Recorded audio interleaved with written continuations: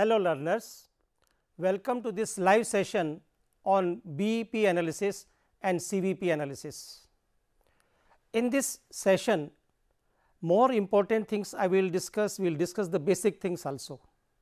Now, my only submission is that apart from discussing the basic concept of BEP analysis, which generally we read in the books and the notes, I will be telling you how the knowledge of break-even point as well as CVP analysis and the shutdown point can help you for decision making and planning for the marketing purpose. तो learners मैं आज आपको बताऊंगा ना केवल formula application BEP calculation का, लेकिन हम यह भी सीखेंगे कि ब्रेक इवन पॉइंट का नॉलेज, सीवीपी का नॉलेज मार्केटिंग स्ट्रेटेजी प्लान करने में कैसे हेल्प होता है. आप देखते हैं जनरली एक मार्केटिंग एग्जीक्यूटिव और सेल्स एग्जीक्यूटिव को एक टारगेट दिया जाता है कि आपको हर मंथ या हर साल इतनी यूनिट्स बेचनी है और आपको प्रमोशन तब मिलेगा जब आप एक पर्टिकुलर लिमिट से ज़्यादा सेल्स करेंगे या so and so target achieve करेंगे. तो मैं आपको यह भी बताऊंगा कि वो टारगेट कैसे फिक्स किया जाता है.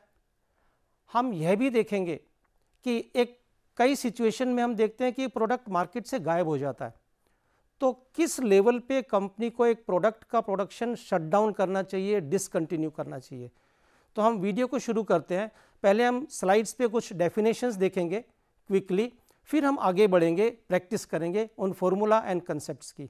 तो अगर हम स्लाइड्स पे ध्यान दें तो break even point, basically break even point means that level of output and sales at which total sales revenue is equal to total cost.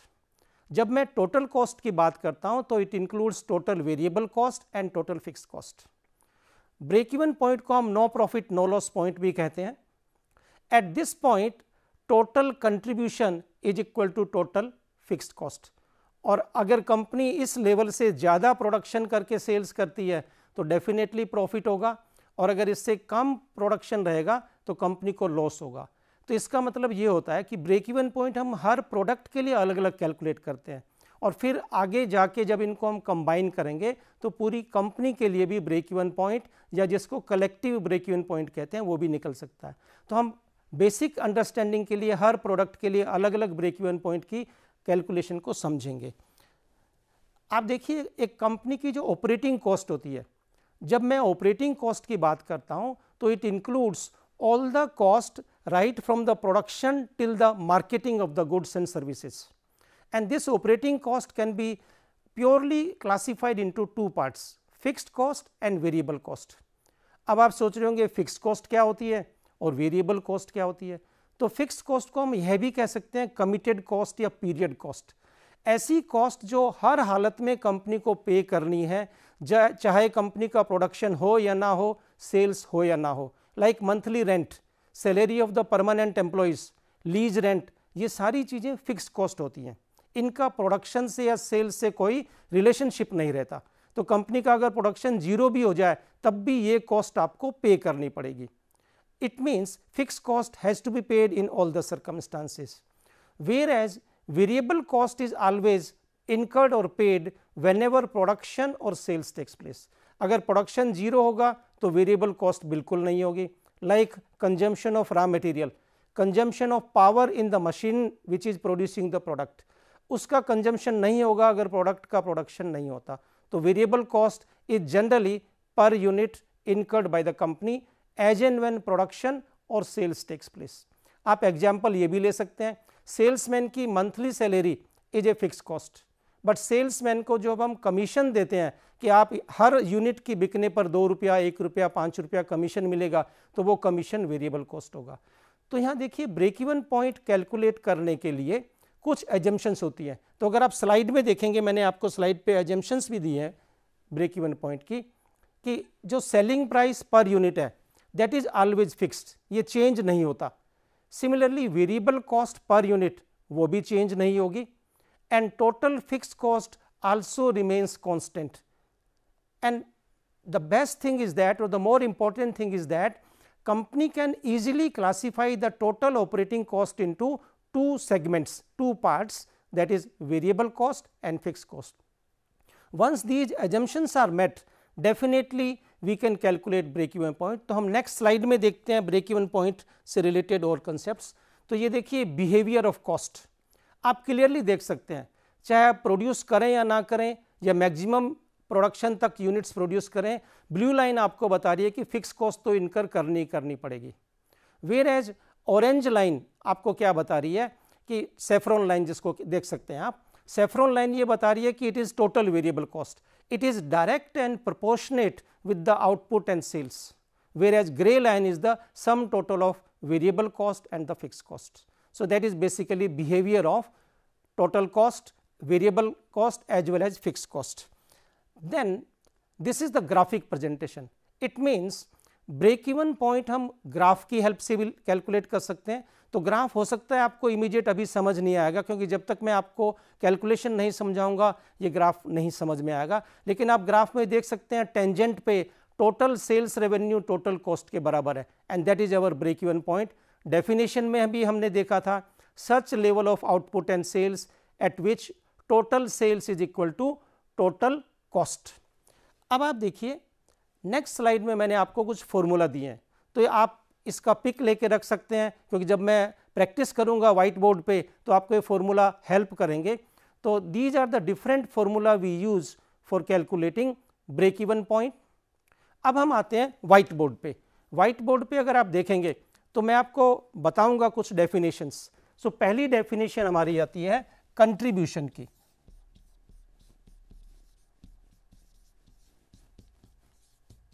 And इसको पॉपुलरली हम बोलते हैं contribution margin, in short C. Contribution margin is the difference between selling price per unit and variable cost per unit. अगर मैं example लो कि selling price per unit हमारा है 250, where as variable cost is 100 rupees, तो company क्या करती है, एक यूनिट 250 रुपए पे बेचती है और हर एक यूनिट की वेरिएबल कॉस्ट। अब ये वेरिएबल कॉस्ट कौन सी होगी, इसमें प्रोडक्शन वाली वेरिएबल कॉस्ट भी इंक्लूडेड है, एडमिनिस्ट्रेटिव वेरिएबल कॉस्ट भी इंक्लूडेड है, एंड सेलिंग की भी वेरिएबल कॉस्ट इंक्लूडेड है।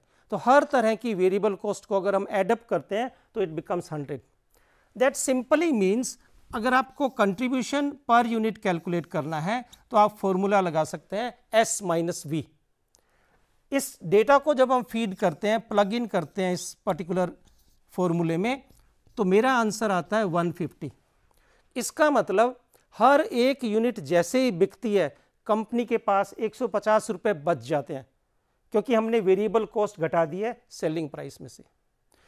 अब इस 150 रुपये which is contribution per unit, और अगर मैं कहूँ राइट नाउ कंपनी 1000 यूनिट्स बेच रही है, तो आप टोटल कंट्रीब्यूशन निकाल सकते हैं 150 multiplied by 1000, so it will become 1,50,000 rupees. So that is the way contribution margin is simply when we calculate per unit, तो it is selling price per unit minus variable cost per unit, और जब आप इसको total quantity sold से गुना करेंगे तो आपके पास total contribution margin आ जाएगा। अब पॉइंट आता है कि ये जो कंट्रीब्यूशन मार्जिन है कहाँ हेल्प करेगा, इसका यूज क्या होता है। तो practicality is that contribution margin will help you in recovering your fix cost. तो जो कंपनी की फिक्स कॉस्ट है उसको रिकवर करने में हेल्प करेगा, as well as it will contribute towards the profit. So सबसे पहली स्टेप होती है आपको contribution margin per unit calculate करना है, so that you can further apply the formula of break even calculation. अब हम व्हाइट बोर्ड पे देखते हैं ब्रेक इवन पॉइंट कैसे कैलकुलेट होगा। उसके लिए मुझे डेटा एक और चाहिए, तो मैं एक डेटा और ले लेता हूं कि अगर मेरा डेटा ये दिया हो क्वेश्चन में कि right now selling price per unit is 250, variable cost is 100 and total fixed cost of the company is 10,50,000 rupees for this particular product. Now calculate break even point. If you remember the formula जो आपने शायद pick भी ली होगी, BEP in units, that means quantity में हम calculate कर सकते हैं कि कितने यूनिट्स बेचने पे हमारा BEP अचीव होगा। तो इसका फॉर्मूला है total fix cost upon C, that is total fix cost divided by contribution per unit. आप total fix cost 10,50,000 plug in कीजिए डिवाइडेड बाई 150। आप अपना कैलकुलेटर यूज कर सकते हैं, इसका आंसर आएगा 7,000 यूनिट्स। मैं वेरीफाई कर लेता हूं अपनी कैलकुलेशन, 7,000 यूनिट्स। इट मीन्स जब तक कंपनी इस प्रोडक्ट की 7,000 यूनिट्स बेचेगी, जिस दिन 7,000 यूनिट्स बिकेंगी, company will have no profit no loss. जैसे 7,000 से ज़्यादा सेल्स होगी कंपनी को प्रॉफिट होगा, और 7,000 से कम बिकेंगी तो कंपनी को लॉस होगा। तो एक चीज़ तो हमें समझ में आ गई कि अगर आप मार्केटिंग मैनेजर हैं, फाइनेंस मैनेजर हैं या प्रोडक्शन इंचार्ज हैं, और आपको कहा जाता है कि कंपनी एक साल में इस प्रोडक्ट की कम से कम कितनी यूनिट्स बेचे, तो आप कहेंगे 7,000 यूनिट्स, क्योंकि इससे कम बेचेंगे तो हमारी टोटल कॉस्ट ही रिकवर नहीं होती है, तो कंपनी को इस प्रोडक्ट से लॉस होगा, और अगर इससे ज़्यादा बेचेंगे तो प्रॉफिट होगा। So that is the way break even point आपको एक पहला टारगेट देता है मार्केटिंग टीम को कि try your level best, as far as possible minimum आपको 7,000 यूनिट्स बेचनी है साल भर में इस प्रोडक्ट की। सो that is one thing. Another thing, अब यहाँ देखिए हमने ब्रेक इवन पॉइंट कैलकुलेट किया है यूनिट्स में। आप कहेंगे sales revenue that is rupees में भी तो ब्रेक इवन पॉइंट कैलकुलेट होता है, तो उसका भी फॉर्मूला है। एक तो सिंपल मैथमेटिकल फॉर्मूला है कि अगर मैं कहता हूं कि 7,000 यूनिट्स पे ब्रेक इवन पॉइंट आता है और हर एक यूनिट 250 रुपये पे बिकती है, तो sales revenue at break even level क्या होगी? तो 7,000 को आप 250 से मल्टीप्लाई कर लीजिए। It means break even point in rupees is simply break even point in units multiplied by selling price per unit. So S stands for selling price per unit. तो अगर हम इसको यूज करें तो break even point in rupees भी आ जाएगा मेरे पास। कैसे आएगा?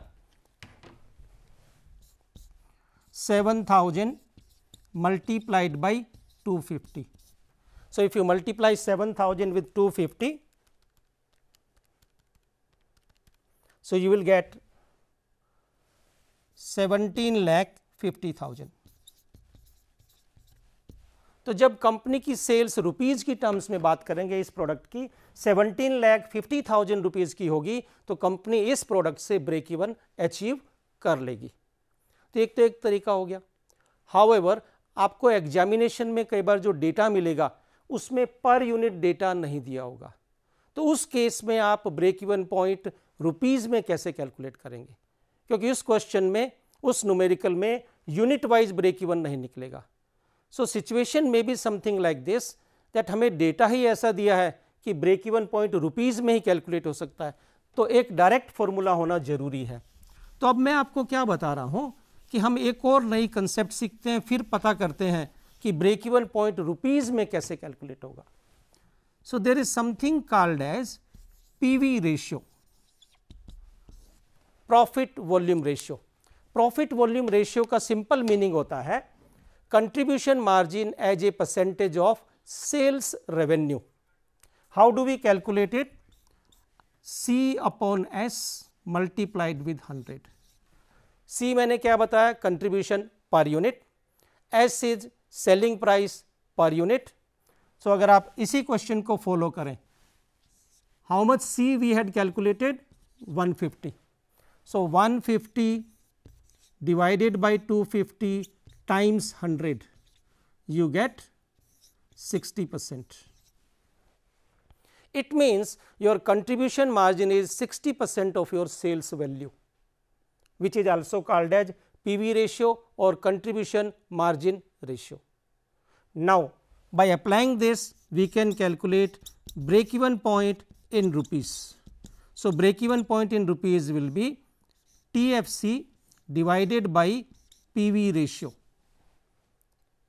आप ट्राई कर सकते हैं। आपकी टोटल फिक्स कॉस्ट थी 10,50,000 रुपीज, तो मैं इसको ब्रॉडर स्केल पे ले लेता हूं। आपकी टोटल फिक्स कॉस्ट है 10,50,000 रुपीज। इसको अगर आप 60%, now 60% will be 0.60, so this will give you break even point in rupees. This will give you break even point in rupees. तो आप ट्राई कर सकते हैं। 10,50,000 divided by 0.6 will give you the same answer 17,50,000 rupees.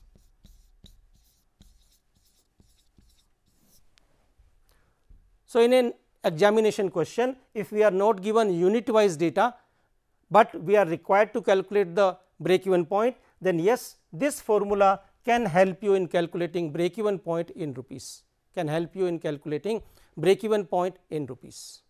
So, that is the another concept we have learnt. So, we have learnt about break even point in units, in rupees, contribution margin per unit and the PV ratio. Now, there is one more concept within the BEP analysis. Once we learn that, then after learning that particular concept, we will enter into the further application of all these concepts for planning and decision making. So, let us learn the another concept, which is margin of safety. You can see on the slide, I have given the details of margin of safety also on the slides.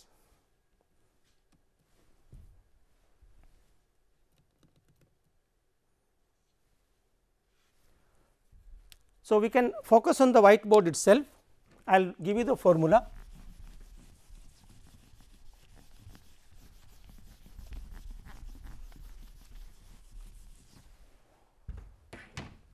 So, focus on the whiteboard, margin of safety, MOS in short we call it as.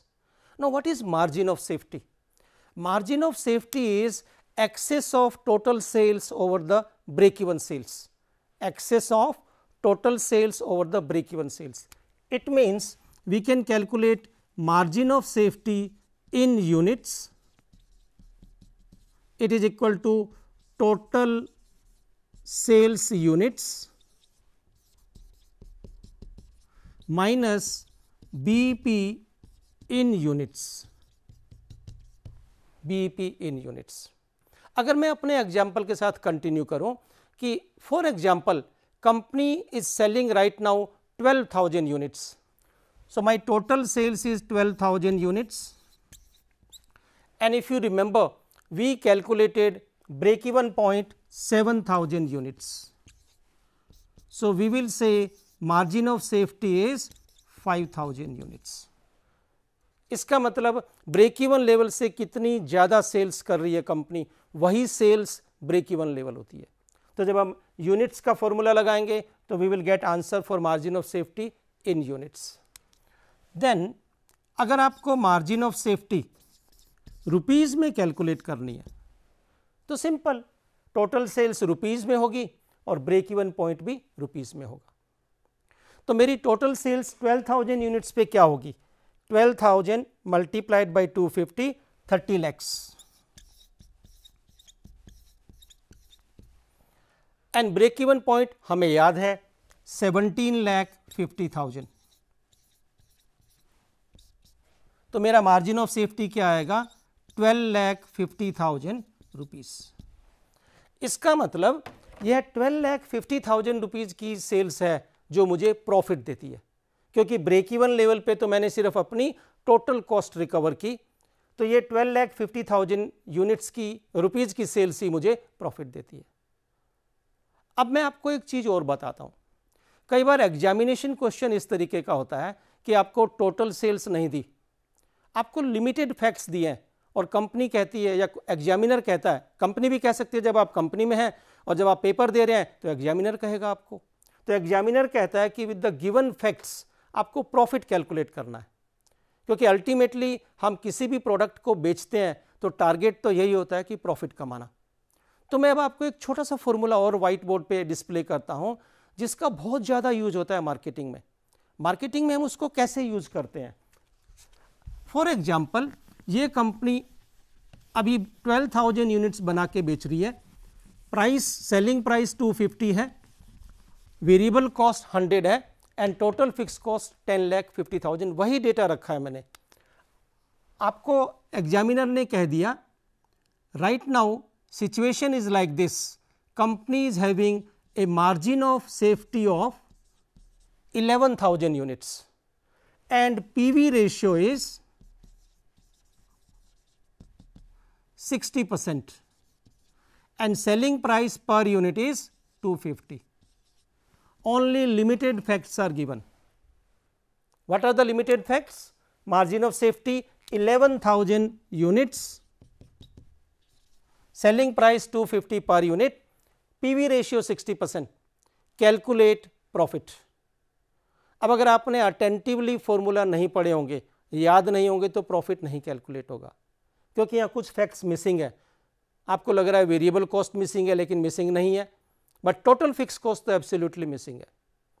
But आप क्या कर सकते हैं, total sales भी नहीं दिया आपको, तो मेरे पास एक फॉर्मूला रहता है, profit is equal to margin of safety in rupees multiplied with PV ratio. क्योंकि आप डेफिनेशन पे फोकस कीजिए, मार्जिन ऑफ सेफ्टी का मतलब वो सेल्स जो मुझे प्रॉफिट देती है, और मार्जिन ऑफ सेफ्टी का मतलब होता है ब्रेक इवन के बाद की सेल्स. तो आप थोड़ा फोकस कीजिएगा, ब्रेक इवन लेवल तक तो हमने फिक्स कॉस्ट रिकवर कर ली अपनी. अब उसके बाद जितनी भी यूनिट्स बनेंगी, दैट मीन्स उसी एग्जांपल की बात करें तो 7,000 यूनिट से ऊपर जब कंपनी और यूनिट्स बनाएगी तो हर एक नई यूनिट पे सिर्फ वेरिएबल कॉस्ट ही खर्च हो रही है, फिक्स कॉस्ट तो हमारी पूरी रिकवर हो गई है 10,50,000 की. तो हर एक एक्स्ट्रा यूनिट जो 7,000 के ऊपर बिकी है, इस केस में कितनी यूनिट्स बिकी हैं, 11,000 यूनिट्स बिकी हैं. तो 11,000 यूनिट्स और हर एक यूनिट कितने पे बिक रही है, 250 पे. तो आप लगा सकते हैं मार्जिन ऑफ सेफ्टी कितनी होगी, 11,000 टाइम्स 250. तो this will be your margin of safety in rupees. So 11,000 times 250 you get it 27,50,000 rupees. इसका मतलब कंपनी के पास मार्जिन ऑफ सेफ्टी 27,50,000 रुपीज की है, और पीवी रेशियो कितना है, 60%. तो इसका 60% ही आपका प्रॉफिट है, 16,50,000. तो विद द लिमिटेड फैक्ट्स हमने प्रॉफिट कैलकुलेट कर लिया. तो प्रॉफिट कैलकुलेशन का एक फॉर्मूला क्या बना, margin of safety in rupees times PV ratio. अब अगर आपको मार्जिन ऑफ सेफ्टी दी है, लेकिन एग्जामिनर कहता है by using the unit value calculate the profit, so there has to be some formula, so that also we have. तो हम क्या कर रहे हैं, हम मार्जिन ऑफ सेफ्टी की हेल्प से प्रॉफिट कैलकुलेट करेंगे अगर हम मार्जिन ऑफ सेफ्टी यूनिट्स में यूज करते हैं. Margin of safety in units times C कर लीजिएगा. अब आपको यह याद रखना पड़ेगा कि सी का मतलब क्या होता है, कंट्रीब्यूशन मार्जिन पर यूनिट, और वो कैसे कैलकुलेट होता है, selling price per unit minus variable cost per unit. तो हमारे क्वेश्चन में क्या था, हमें मार्जिन ऑफ सेफ्टी यूनिट्स में तो दे दी 11,000 units, and if you remember C हमारा था 150, 250 माइनस 100, तो आपका सेम प्रॉफिट वापस से कैलकुलेट होके आ जाएगा. आप कैलकुलेट कर लीजिएगा, 11,000 times 150, 16,50,000 rupees. So these are the handy formula which we can use for the purpose of calculation. अब एक छोटा सा फॉर्मूला और दे देता हूं मैं आपको. जब हमारे को नॉलेज है पीवी रेशियो का, कंट्रीब्यूशन मार्जिन का, तो एक और फॉर्मूला भी होना चाहिए हमारे पास, क्योंकि कई बार मार्केटिंग में क्या सिचुएशन आती है कि मार्केटिंग में ये सिचुएशन आती है कि हमें सिर्फ ब्रेक इवन पॉइंट ही अचीव नहीं करना है. मैनेजिंग डायरेक्टर ने कह दिया कि अगले साल हमारा इतना ऑपरेटिंग प्रॉफिट होना चाहिए इस पर्टिकुलर प्रोडक्ट से, तो मैनेजिंग डायरेक्टर ने आपको एक टारगेट दिया कि इतना प्रॉफिट कमाना है आपको.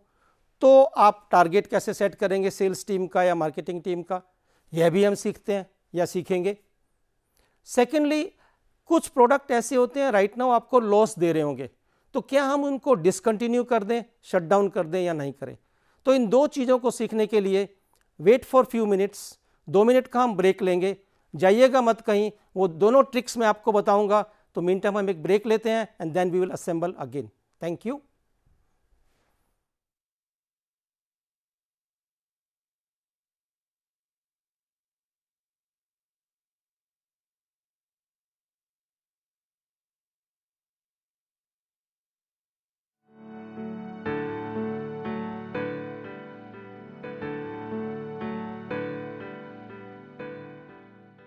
Hello learners, are you looking for a master's degree program in mathematics that teaches you more applications? If the answer is yes, then the program MSc in Mathematics with Applications in Computer Science offered by the Indira Gandhi National Open University in open and distance learning mode is appropriate for you. Let us see some salient features of the program. For admission to the program, you must have a major or honors degree in mathematics.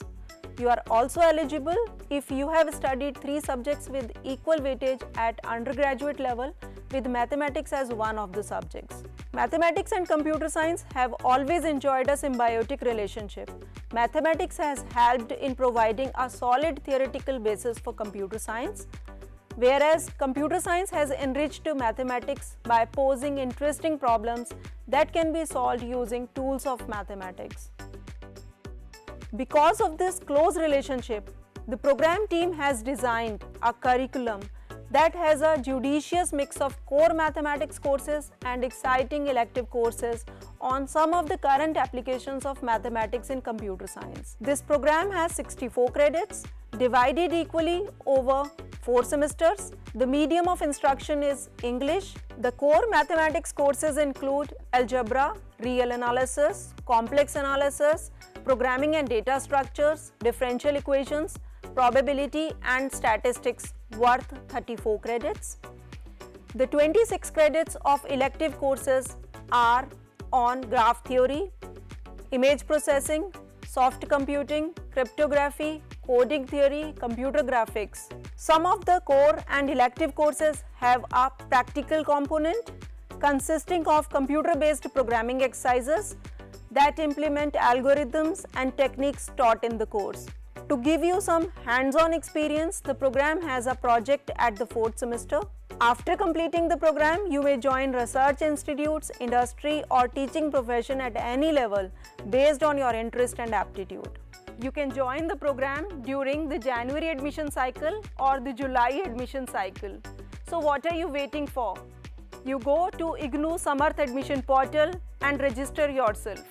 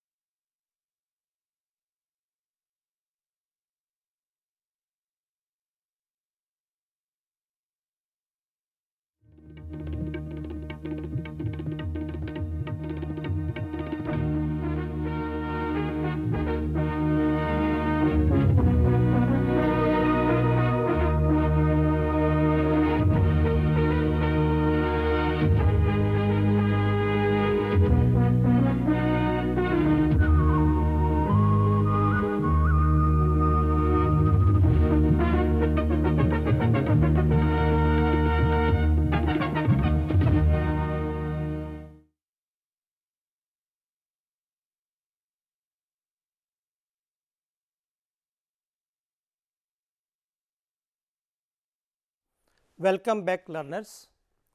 Break से पहले हमने सीखा था break even point क्या होता है, margin of safety क्या होता है और मार्केटिंग में टारगेट कैसे सेट करते हैं। अब हम एक चीज़ सीखेंगे कि कंपनी शटडाउन पॉइंट कैसे डिसाइड करती है। किसी भी प्रोडक्ट लाइन को बंद करना है, उसका प्रोडक्शन डिसकंटिन्यू करना है, तो वो डिसीजन कैसे लिया जाता है। Now simple definition of shutdown point is that level of output and sales at which company should stop production of a particular product। उसका कैलकुलेशन कैसे होता है, यह समझने के लिए मुझे आपको बताना पड़ेगा रेलेवेंट कॉस्ट क्या होती है और इररेलेवेंट कॉस्ट क्या होती है। तो अगर आप स्लाइड पे देखेंगे रेलेवेंट वर्सेज इररेलेवेंट कॉस्ट, और इसका नॉलेज बहुत अच्छा एप्लीकेशन होता है डिसीजन मेकिंग के लिए। जनरली टोटल कॉस्ट जब मैं बात करता हूँ तो वेरिएबल कॉस्ट और फिक्स कॉस्ट होती है, लेकिन रेलेवेंट वर्सेज इररेलेवेंट के केस में हम क्या लेते हैं, फिक्स कॉस्ट को ही लेते हैं। That means fix cost of A company can be grouped into 2 categories, relevant versus irrelevant. अब आप सरप्राइज होंगे कि रेलेवेंट और इररेलेवेंट यह क्या चीज़ होती है।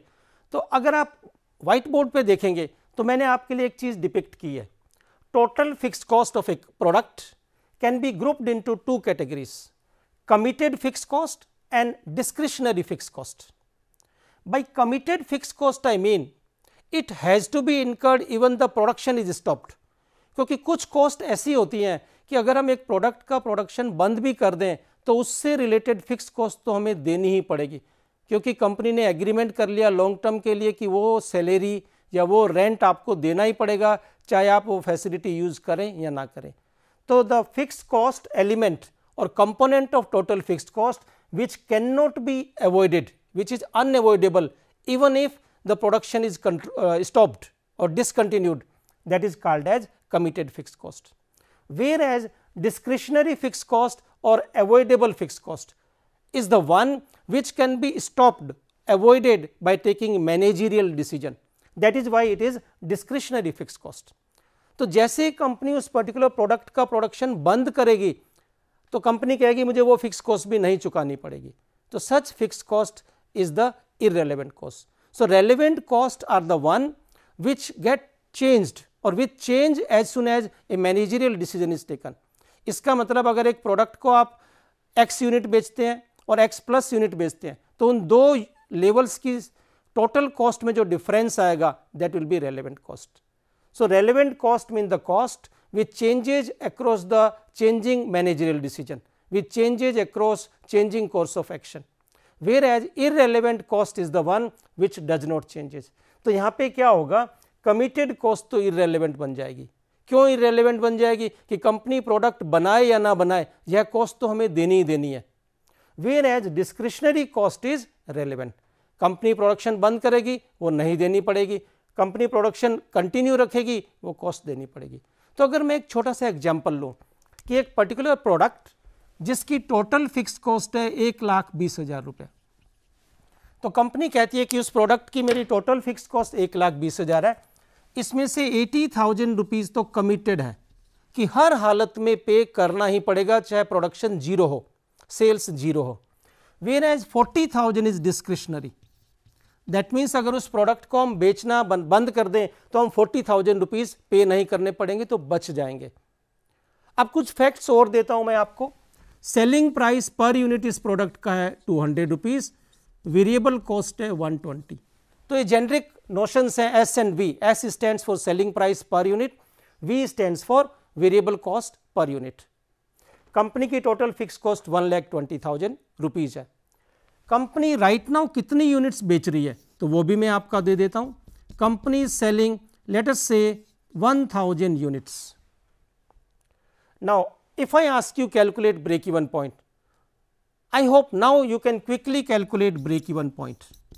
सो break even point is simply total fix cost divided by contribution per unit.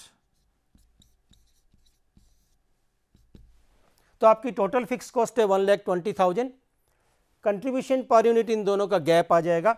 So we get it 1,20,000 divided by 80.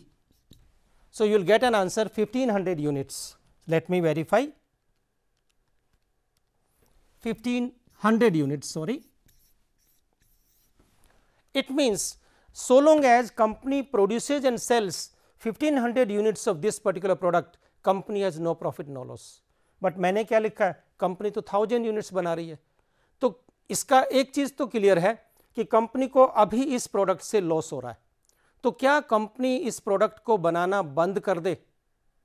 क्योंकि कंपनी ने मार्केट रिसर्च की, फाइंड आउट किया और ये पता लगा कि आने वाले 5 से 7 साल तक इस प्रोडक्ट की सेल्स 1,000 से ऊपर नहीं जाएगी और 1,000 से नीचे भी नहीं जाएगी. तो कुछ ब्रेनस्टॉर्मिंग चल रही थी, मार्केटिंग एग्जीक्यूटिव्स थे, सेल्स एग्जीक्यूटिव्स थे, प्रोडक्शन इंचार्ज भी थे. तो कुछ लोगों ने सजेस्ट किया कि सिंस इस प्रोडक्ट से लॉस आ रहा है, क्योंकि 1,000 यूनिट्स पे तो डेफिनेटली लॉस आ रहा है, क्योंकि मेरा ब्रेक इवन पॉइंट ही 1,500 यूनिट्स है. तो मोर देन 50% लोगों ने कहा कि इस प्रोडक्ट को बंद कर देते हैं, क्या फ़ायदा.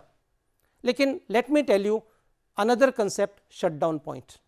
अब शटडाउन पॉइंट कैलकुलेट करने के लिए हमें करना क्या होता है. Shutdown point can be calculated like this.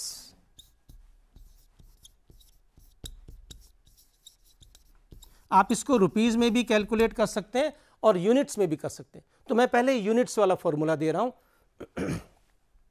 It will be simply committed fixed cost that means which cannot be avoided, divided by C per unit, you will get the answer in units, whereas committed fixed cost divided by PV ratio you will get the answer in rupees. तो मेरी committed fixed cost कितनी है 80,000 rupees and C कितना है 80. So I get an answer 1000 units. इसका मतलब जब तक कंपनी इस प्रोडक्ट की 1000 या उससे ज़्यादा यूनिट्स बना रही है, चाहे वो BEP से कम ही क्यों ना हो, कंपनी को ये प्रोडक्ट कंटिन्यू रखना चाहिए.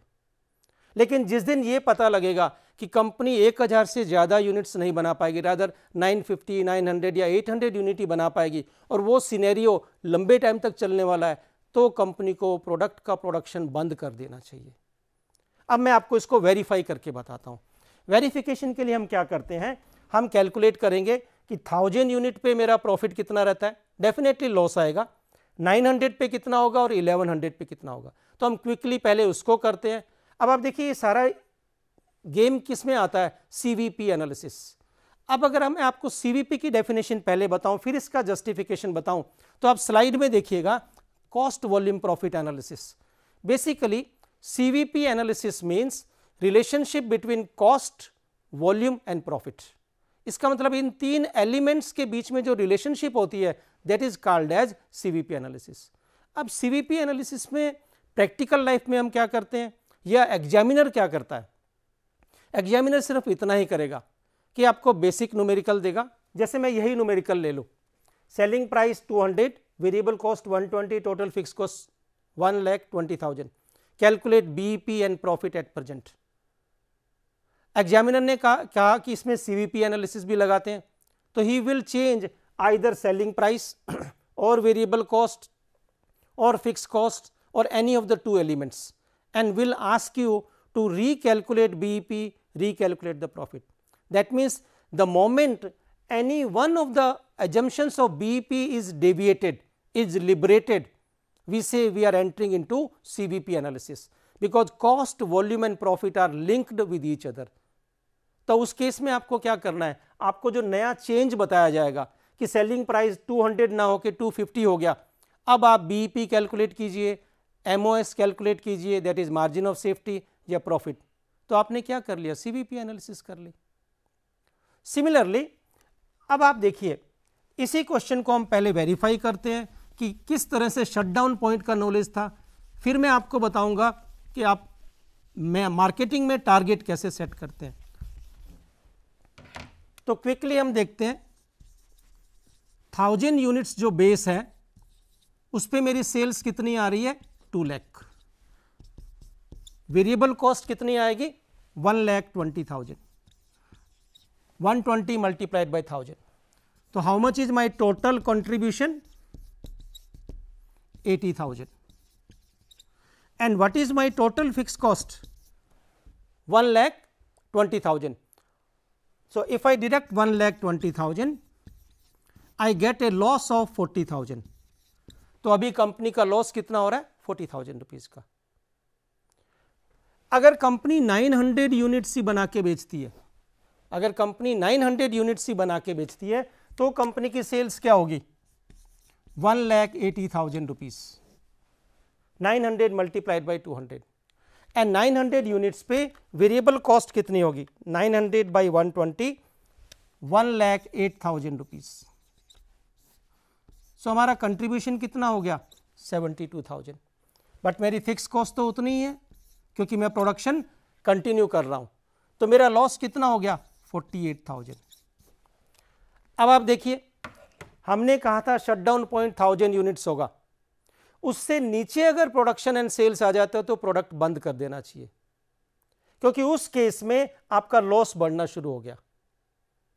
क्योंकि आप आउट ऑफ 120 40 तो अवॉइड कर सकते हैं, आप आउट ऑफ 120 40 तो अवॉइड कर सकते हैं. तो उस केस में कमिटेड फिक्स कॉस्ट क्या होगी 80,000 which is equal to this contribution. लेकिन यहां पे अब कंट्रीब्यूशन भी कम होने लग गया. तो पॉइंट इज दैट जब आप कमिटेड फिक्स कॉस्ट, जब तक आप कमिटेड फिक्स कॉस्ट रिकवर कर रहे हैं आप प्रोडक्शन चालू रखिए. जिस दिन आपका total contribution committed fix cost से भी कम हो गया तो आप प्रोडक्शन बंद कर दीजिए। तो एक मंत्र क्या निकल के आया, फॉर्मूला या फंडामेंटल क्या निकल के आया, the moment your total contribution is below committed fix cost, stop the production of that product because now this product will not help you any more. That is the one case. अब इसी तरीके से मैं एक multi product company का case भी आपको बताता हूं, फिर हम मार्केटिंग टारगेट की बात करेंगे। अब अगर मैं एक छोटा सा एग्जांपल और लूं कि एक कंपनी 3 प्रोडक्ट बनाती है, एक कंपनी 3 प्रोडक्ट बना के बेच रही है, A B and C, there are 3 products. उनकी सेल्स रेवेन्यू दी है आपको, टोटल सेल्स रेवेन्यू आपको दे रखी है। लेट अस से it is 5 lakhs, 15 lakhs and 30 lakhs। Amount मैं लैक्स में ही लिख रहा हूं। हर प्रोडक्ट की टोटल वेरिएबल कॉस्ट भी आपको दे रखी है। लेट अस से इस प्रोडक्ट की टोटल वेरिएबल कॉस्ट है 4.6 lakhs, इस प्रोडक्ट की टोटल वेरिएबल कॉस्ट है 10 lakhs और इसकी है 21 lakhs। आप क्विकली कैलकुलेट कीजिए टोटल कंट्रीब्यूशन क्या हुआ इनका, 0.40, 5 minus 4.6, 15 minus 10, 5, 30 minus 21, 9 lakh rupees total fix cost. अब आप देखिए तीनों ही प्रोडक्ट एक ही फैक्ट्री प्रीमाइसेस में बन रहे हैं, तो टोटल फिक्स कॉस्ट हम तीनों प्रोडक्ट में एलोकेट करेंगे। अब उस टोटल फिक्स कॉस्ट में फैक्ट्री प्रीमाइसेस का रेंट हो सकता है, सुपरवाइजर की सैलरी हो सकती है, जनरल एक्सपेंसेस हो सकते हैं, लोडिंग अनलोडिंग एक्सपेंसेस हो सकते हैं। तो अगर मैं कहूँ कंपनी की टोटल फिक्स कॉस्ट 10 लाख रुपए है, अब इन तीनों प्रोडक्ट्स में एलोकेट कैसे कर रहे हैं, exactly in the ratio of sales revenue. तो 10 लाख में से 1 लाख इनके फेवर में आई, 3 लाख इस प्रोडक्ट के फेवर में एंड 6 लाख इस प्रोडक्ट के फेवर में। Total fix cost 10 lakh exactly distributed or allocated in the proportion of sales revenue. So we will get profit, that is particularly operating profit from each product. अब यहाँ negative value आएगी 0.6। तो company के 2 product A and B profit, B and C profit दे रहे हैं, whereas A is giving a loss। तो अभी कंपनी का टोटल प्रॉफिट कितना आ रहा है, 3 + 2 5 minus 0.6, तो टोटल प्रॉफिट आ रहा है 4.4 lakhs। अब फिर मार्केटिंग एग्जीक्यूटिव्स की मीटिंग चल रही है कि यह सिलसिला लंबे टाइम से चल रहा है, तो इस प्रोडक्ट को डिसकंटिन्यू कर दो क्योंकि ये प्रोडक्ट लॉस दे रहा है। क्योंकि अगर किसी ने इस पूरी कैलकुलेशन को ध्यान से नहीं समझा तो वो कहेगा बात तो सही है, अगर इसको डिसकंटिन्यू करते हैं तो हमारा इन 2 प्रोडक्ट से प्रॉफिट कितना होगा, 5 लाख का, लेकिन हम इसके लॉस को 60,000 हम ले रहे हैं, तो इसको डिसकंटिन्यू कर दो। लेकिन मेरा सबमिशन सिंपल इतना है कि किसी भी प्रोडक्ट को कंटिन्यू करना है या डिसकंटिन्यू करना है, आपको यही देखना है क्या वो प्रोडक्ट पॉजिटिव कंट्रीब्यूशन दे रहा है नहीं दे रहा। That means so long as a product has got positive contribution margin we should not discontinue it. अब आप देखिए इस प्रोडक्ट का कंट्रीब्यूशन मार्जिन कितना है, 0.4। It means it is helping the company in recovering some part of the total fixed cost. आप try करके देख सकते हैं कि मान लो हमने उन एग्जीक्यूटिव्स के फेवर में गए क्योंकि वोटिंग चल रही थी और कंपनी ने कहा हम पूरी डेमोक्रेसी में बिलीव करते हैं, और ये मान लिया गया कि इस प्रोडक्ट को बंद कर दिया जाए, तो ये प्रोडक्ट मैं हटा देता हूँ। अगले साल से कंपनी ने ये प्रोडक्ट बनाना बंद कर दिया, तो जिन एग्जीक्यूटिव्स की बात मान ली गई वो बड़े खुश थे कि अगले साल प्रॉफिट बढ़ जाएगा और उस बढ़े हुए प्रॉफिट से हमें बोनस मिलेगा। लेकिन अब आप देखिए बी और सी की सेल्स उतनी है, वेरिएबल कॉस्ट उतनी है, लेकिन मैंने कहा फिक्स कॉस्ट कंपनी की 10 लाख रुपए थी। अब 10 लाख इन 2 प्रोडक्ट्स में डिस्ट्रीब्यूट होगी। आपने प्रोडक्ट तो बंद कर दिया है लेकिन फिक्स कॉस्ट तो सेम थी, फैक्ट्री का रेंट, सुपरवाइजर की सैलरी। अब आप देखिए और वो कम नहीं हो सकती थी, और हम इस 10 लाख को इन 2 प्रोडक्ट में बांटेंगे, तो 10 लाख को अगर हम एग्जैक्टली इस रेशियो में बांटेंगे तो 1:2 रेशियो, तो इन टोटल 10 लाख इन दोनों में जाएगा, तो 3.33 इसके फेवर में, 6.67 इसके फेवर में। तो प्रोडक्ट ए के फेवर का 1 लाख भी इन दोनों को बियर करना पड़ेगा। अब आप इनका प्रॉफिट ले सकते हैं कि प्रॉफिट कितना आया, 5 माइनस 3.33 1.6 2.33 4 लाख, पहले क्या था 4.4। इसका मतलब जो प्रोडक्ट हमें ओवरऑल लॉस दे रहा था वो भी कुछ ना कुछ लोड फिक्स्ड कॉस्ट का बियर कर रहा था। तो ओनली सबमिशन और focus has to be there. A product should be discontinued और a product line should be discontinued only when its total contribution margin is negative. तो हम किस प्रोडक्ट को छोड़ेंगे, किसको रखेंगे, it totally depends upon the game of contribution margin. So this is the way we can take marketing decision or discontinue or not to discontinue. तो ये application हो गया। तो जैसा मैंने बिगिनिंग में कहा था कि मैं आपको सिर्फ फॉर्मूला नहीं बताऊंगा, इन ट्रिक्स का एप्लीकेशन भी बताऊंगा। अब मैं फर्दर आगे चलता हूं कि मार्केटिंग एग्जीक्यूटिव्स कैसे अपना सेल्स टारगेट सेट करते हैं। सपोज कंपनी के एमडी ने एक टारगेट दिया, कंपनी के एमडी ने कहा कि नेक्स्ट ईयर हमें एक पर्टिकुलर प्रोडक्ट से इतना प्रॉफिट कमाना है। तो मैं एक हाइपोथेटिकल डेटा का एग्जांपल और लेता हूं। Let us say selling price per unit is 1200, variable cost per unit is 780 and total fixed cost of the company is for this particular product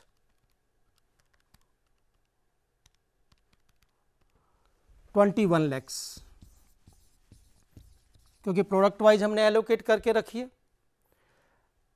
company MD simply gives a target कि next year from this particular product, next year from this particular product my profit should B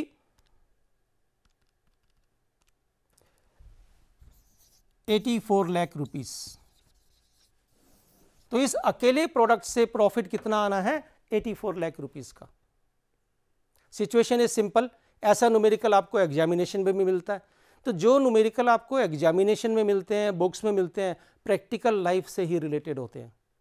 because इस topic का marketing में ज़्यादा application है, accounting में उतना नहीं है। अकाउंटिंग में तो सिर्फ एग्जामिनेशन में आएगा, बट मार्केटिंग एग्जीक्यूटिव को तो रोज इस टॉपिक को प्रैक्टिस करना पड़ता है। So selling price 1200 per unit, variable cost 780 per unit, total fix cost related to this product is 21 lakh rupees and MD ने टारगेट दिया कि इस अकेले प्रोडक्ट से मुझे साल भर में 84 लाख रुपीस का प्रॉफिट चाहिए। तो मार्केटिंग एग्जीक्यूटिव्स कैसे फाइंड आउट करेगा कि मुझे साल भर में कितनी यूनिट्स बेचनी है, क्योंकि बीईपी का तो नॉलेज उसको है, ब्रेक इवन पॉइंट, बट यहाँ पे तो टारगेट कुछ अलग ही हो गया। अब आप देखिए, इसके लिए मुझे एक फॉर्मूला चाहिए। तो फॉर्मूला क्या बनेगा, sales for target profit, sales for target profit. अब अगर आपको आंसर यूनिट्स में चाहिए तो आप क्या करेंगे, आप फॉर्मूला इस तरीके से लगाएंगे, target profit plus total fixed cost divided by C, target profit plus total fixed cost divided by C. और अगर आपको रुपीज में आंसर चाहिए, target profit plus TFC upon PV ratio, आपके पास आंसर आ जाएगा। अब आप देखिए, हम इस फॉर्मूले को लगाते हैं। मेरा कंट्रीब्यूशन मार्जिन पर यूनिट आप क्विकली कैलकुलेट कर सकते हैं। It will B 420, 1200 minus 780। सो 420, हालांकि फिगर बड़ी अजीब सी लगती है, लेकिन यस, प्रैक्टिकल लाइफ में 420 तो आता ही है। 84 लाख रुपीस आपका डिजायर्ड प्रॉफिट है या टारगेट प्रॉफिट है। 21 लाख रुपीज आपकी टोटल फिक्स कॉस्ट है। इन दोनों के सम टोटल को आप 420 से डिवाइड कर दीजिएगा। So we take it, it will be 1 crore 5 lakhs divided by 420. So we get 25,000 units, 25,000 units.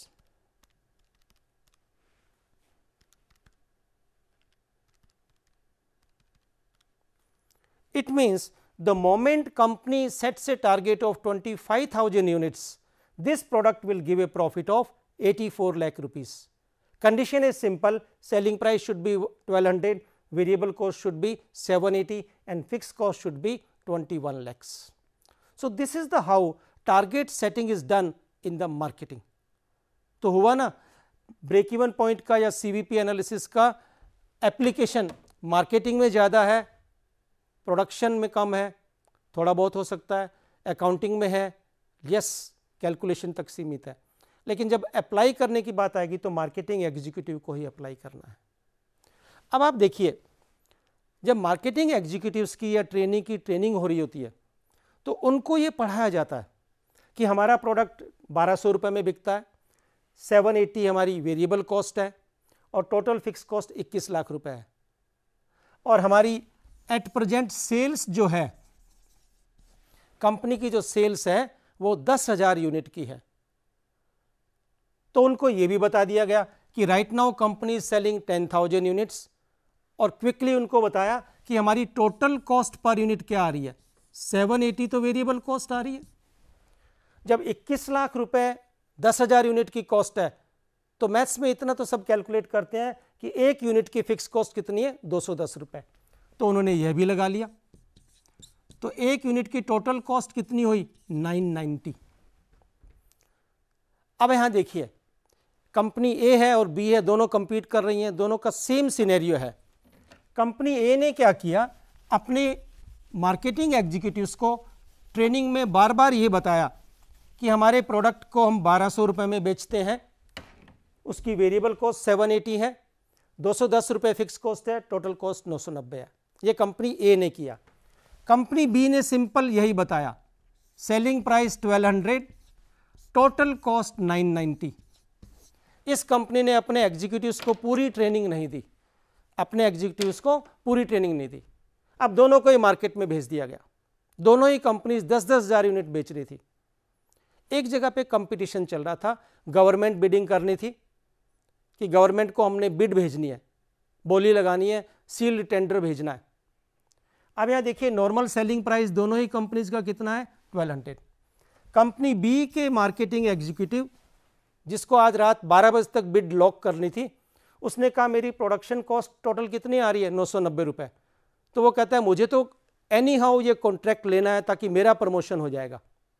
और उसने क्या किया, सारी कैलकुलेशन करके XYZ करके कि मुझे एनी हाउ ये कॉन्ट्रैक्ट लेना है। उसने कहा मैं तो 10 रुपये पर यूनिट प्रॉफिट कोट करके 1000 रुपये पर यूनिट कोटेशन डाल दी। तो उसने रात को 11:59 पे कोटेशन लॉक कर दी 1000 रुपीज़। उसने कहा कंपटीटर दे ही नहीं सकता, 10 रुपये कौन कमाना चाहता है। कंपनी ए के मार्केटिंग एग्जीक्यूटिव, जिसको ये पूरा नॉलेज था, उसने क्या किया, उसने कहा 780 मेरी वेरिएबल कॉस्ट है, मैं 120 रुपये पर यूनिट कमाना चाहूँगा। तो उसने 900 रुपये की बिड डाल के बिड लॉक कर दी। अब आप देखिए, दोनों एग्जीक्यूटिव्स फ्लाइट में वापस आ रहे थे, सील टेंडर चले गए, दोनों फ्रेंड्स भी थे, दोनों ने आपस में बात की। तो इसने कहा मैंने तो 1000 की दी है, ये कहता है मैंने तो 900 की दे दी। तो बी वाला कहता है गई तेरी नौकरी, क्योंकि तूने तो लॉस कर लिया, हम बनाते ही एक यूनिट 990 रुपये पे हैं, तू 900 में कैसे बेचेगा। बट आप देखिए, टेंडर किसके फेवर में जाएगा, ए के फेवर में जाएगा, क्योंकि लोवेस्ट बिडर है। तो गवर्नमेंट ये नहीं देख रही आप कितने पे बना रहे हो, या बायर ये नहीं देख रहा, लोवेस्ट बिडर के फेवर में चला गया। अब यहाँ देखिए प्रैक्टिकली होगा क्या, इस कंपनी को फायदा होगा, क्योंकि ब्रेक इवन तो वो ऑलरेडी अचीव कर रहे हैं, और नहीं भी कर रहे हैं तो फिक्स कॉस्ट तो हर हालत में लगनी है। हर एक एक्स्ट्रा यूनिट जो हम बेचेंगे सस्ते में, उससे मुझे कितने रुपए मिलेंगे, 900 रुपये, और वो हर एक यूनिट बन कितने पर रही है, 780 रुपये पे। My dear learners, fix cost तो बार बार खर्च ही नहीं हो रही है। तो every 1 unit is getting sold for 900 and getting produced at 780, जिसमें सारे वेरिएबल खर्चे आ गए। तो हर एक यूनिट पे आपको 120 रुपये बच रहे हैं। एंड अगर आपको ऑर्डर मिल गया 5 लाख यूनिट का, तो आपका तो प्रमोशन हो गया। इसका मतलब ये क्या हुआ कि आपको नॉलेज जरूरी है fix cost and variable cost का। सो आइडिया इज सिंपल, जब आप मार्केटिंग में है, सेल्स में, कॉस्ट ब्रेकअप आपको ध्यान रखना है, कॉस्ट ब्रेकअप आपको ध्यान रखना है। So in this particular lesson this much is sufficient. Keep on practicing such kind of numerical you might get in your examination. Wish you good luck. Keep on learning.